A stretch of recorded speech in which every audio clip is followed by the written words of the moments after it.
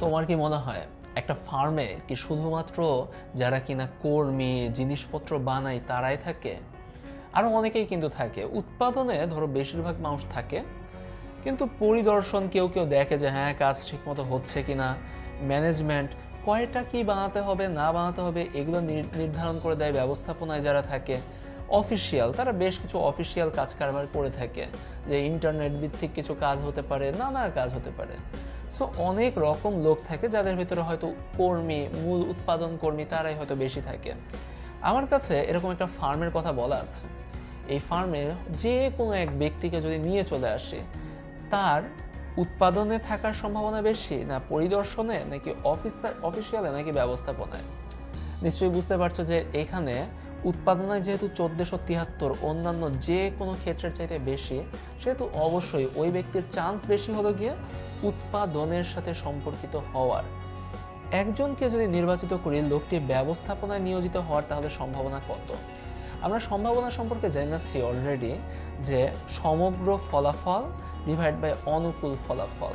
এখন সমগ্র ফলাফল হলো গিয়ে আমার কাছে 157 মোটমাট ব্যক্তি আছে। কি 157 জন আছে ব্যবস্থাপনায়, যোগ পরিদর্শনে আছে 52 জন, যোগ উৎপাদনে আছে 1473 জন, যোগ অফিসিয়ালে আছে 215 জন। এবং যখন বলছি ব্যবস্থাপনায়, তাহলে আমার যে অনুকূল ফলাফল সেটা হলো গিয়ে ব্যবস্থাপনা, সেই ফলাফল হতে পারে 157টা। সো আমার কাছে যদি বলা হয় এই ব্যবস্থাপনার সম্ভাব্যতা, সেটার রেজাল্ট হলো গিয়ে 157 ডিভাইড বাই এগুলোর যোগফল। যোগ করে দিলে যেটা আসবে সেটাই অ্যান্সার। লোকটি ব্যবস্থাপনা অথবা উৎপাদন কাজে নিয়োজিত হওয়ার সম্ভাব্যতা কত?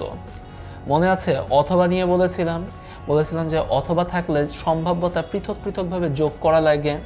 সো ব্যবস্থাপনায় তার যে সম্ভাবনাটা এসেছে তার সাথে শুধুমাত্র উৎপাদনে তাদের সম্ভাব্যতা তো অনেক বেশি। 1473 ডিভাইড বাই 157 যোগ 52 যোগ 1473 যোগ 215, এটা প্রকাশ করে হলো গিয়ে উৎপাদনে লোকটার থাকার সম্ভাব্যতা কত।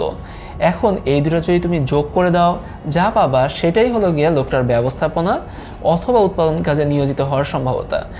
অবশ্যই এই চান্সটা অনেক বেশি যে কোনো এক ব্যক্তিকে নিয়ে আসলে, বেশিরভাগই যেহেতু উৎপাদন আর ব্যবস্থাপনায় আছে, তাহলে লোকটার মেবি উৎপাদন অথবা ব্যবস্থাপনাই আছে। লোকটি উৎপাদন কাজে নিয়োজিত না হওয়ার সম্ভাবনা কত? উৎপাদন ব্যবস্থায় কাজ করে 1473 জন, বাকিরা তো উৎপাদন ব্যবস্থায় কাজ করে না। বাকি কারা কারা? ব্যবস্থাপনায় 157 জন, পরিদর্শনে 52 জন, আর অফিসিয়ালে 215 জন।